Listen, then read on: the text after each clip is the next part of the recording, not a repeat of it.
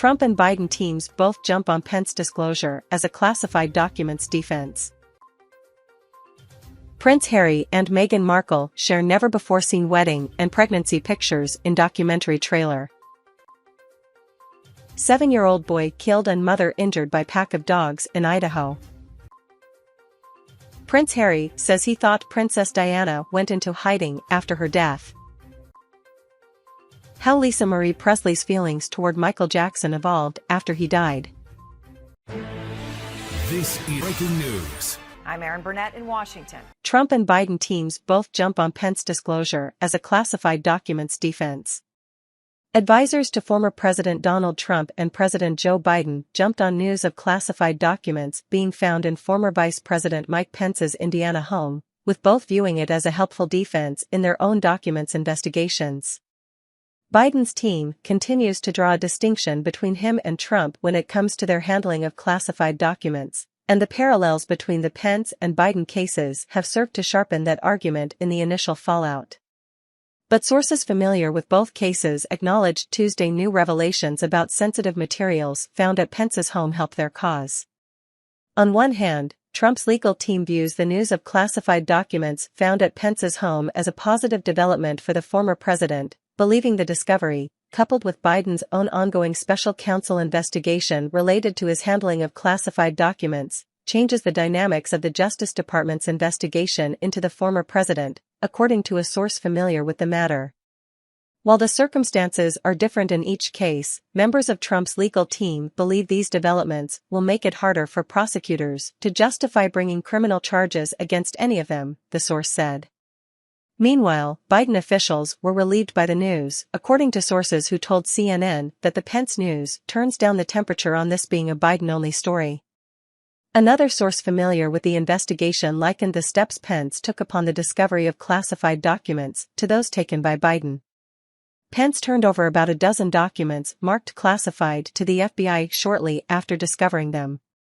When Biden's team found classified documents at his Washington, D.C., think tank office in November, they immediately notified the National Archives, which in turn notified the Justice Department, though the discovery was not publicly disclosed for weeks. It appears Pence has followed a very similar initial process to Biden in terms of a voluntary review of materials and prompt disclosure to the proper authorities when they were found, all of which were made public by a media report, the source said.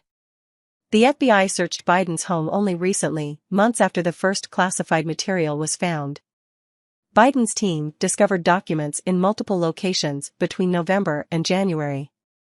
But Trump allies also embraced the Pence news and believe it further blurs the lines between the three cases. They are all now linked in a way, the source familiar with the thinking of Trump's legal team said, referring to Pence, Biden and Trump. Trump's team also believes the Biden and Pence revelations support their argument that this should not be treated as a criminal matter but rather as an administrative review of the White House's process for handling classified material overseen by the Office of the Director of National Intelligence, the source said. The special counsel investigation into Trump's handling of classified documents also is looking at possible obstruction of justice. Meanwhile, the Justice Department has launched a review of the Pence documents and how they ended up in his house in Indiana. Trump reacted to the Pence documents discovery on Tuesday, writing on Truth Social, "Mike Pence is an innocent man. He never did anything knowingly dishonest in his life. Leave him alone." For Biden administration officials and allies, who have been under siege the past few weeks through multiple disclosures of classified documents found at Biden's private office in Washington, D.C., and subsequently, his house in Wilmington, Delaware, the Pence headline was welcome news, and even quietly celebrated. As one senior administration official put it, it turns down the temperature on this being a Biden-only story. One hope, this official said, was that the discovery of classified documents at Pence's home would help to underscore that Biden aides were clearly not alone in making the mistake of packing up classified documents that should have been turned over to the National Archives. Another hope, the development could be used by the White House to try to emphasize that what's most important is how the situation was handled once the classified documents were discovered, and continue to draw the distinction between the Biden legal team's handling of the matter compared to the actions of Trump and his allies. The White House largely deflected questions on the Pence news Tuesday. The decision not to engage publicly on the discovery was in part tied to the White House's long-standing effort not to engage in ongoing reviews and investigations, one official said, pointing to the need to maintain consistency on that posture. But there was also a view that there was more value in letting the Pence development stand on its own, a much different tactic than the deliberate contrast with Trump's case. But it's one that underscores the careful navigation of what one official acknowledged was a helpful example of another former vice president, dealing with issues that appeared to stem from the transition out of office, who publicly stated no awareness that classified documents were in his possession. Left unsaid was the clear value in the fact that the former vice president served in a Republican administration. Beyond that, the official added, "We'll let you guys draw the conclusions about what this all means." That didn't mean officials weren't paying close attention to the developments throughout the day, an effort that included keeping a close eye on Republican responses to the Pence news on Capitol Hill, with a particular interest in Republicans who have led or pledged inquiries into Biden. Prince Harry and Meghan Markle share never-before-seen wedding and pregnancy pictures in documentary trailer. Meghan Markle and Prince Harry's documentary trailer for Netflix, released yesterday, did more than just tease what they have to say about their time as working senior royal family members and all the drama they endured. It also showcased never-before-seen personal photos of the couple, including during two milestone events, their wedding and Meghan's pregnancies with their children. A montage of black and white photos provided by the couple appeared in the trailer. Here's the new shot from their wedding that briefly flashed on screen. And here's the new look at Meghan when she was expecting. It's unclear whether the photo was from her pregnancy with their first child, Archie, or their second, Lily, but the documentary itself should reveal that when it comes out soon. You can watch the trailer in full above. Meghan revealed to The Cut that the documentary would be sharing more details about her relationship with Harry. She spoke to Variety about how it felt letting director Liz Garbus and her team tell their story. "It's nice to be able to trust someone with our story, a seasoned director whose work I've long admired, even if it means it may not be the way we would have told it. But that's not why we're telling it," Meghan said. "We're trusting our story to someone else, and that means it will go through their lens." "It's interesting," she continued. "My husband has never worked in this industry before. For me, having worked on Suits, it's so amazing to be around so much creative energy and to see how people work together and share their own points of view. That's been really fun." 7-year-old boy killed and mother injured by pack of dogs in Idaho. A 7-year-old boy has tragically died after being attacked by a pack of dogs at his Idaho home. The boy's mother also sustained serious injuries in the incident, which took place on Saturday evening in Fort Hall, the Shoshone tribes confirmed in a statement Monday.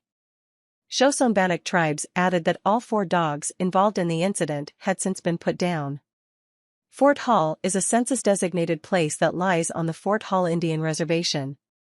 According to the statement, Fort Hall police responded to a report of a young boy who had been attacked by multiple dogs and was unconscious.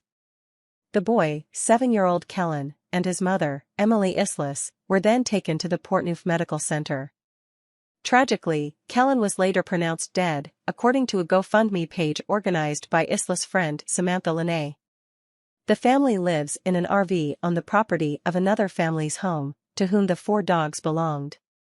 Kellen had gone outside of the RV, and after a few minutes, his mother found him lying face down with the dogs mauling him, the Shoban News reported.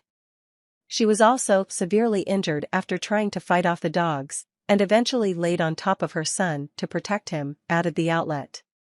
The 4 dogs involved in the attack, 2 of which were Rottweilers, the other 2 mixed breeds, according to the statement, were put down by tribal authorities in compliance with the area's animal control ordinance. Related, Brooklyn Corey shares before and after photos of her smile since dog attack, "Before I had a lot of teeth to show." The owners of the dogs have also been cited for 15 violations of the tribe's animal ordinance, including vicious animal attack, rabies vaccination, and over the limit of canine or feline pets, the Shoshone tribes added. "This is a tragic situation for the family and my heart goes out to them," Bannock County Coroner Tori Danner told the Idaho State Journal. To lose a child is every parent's worst nightmare.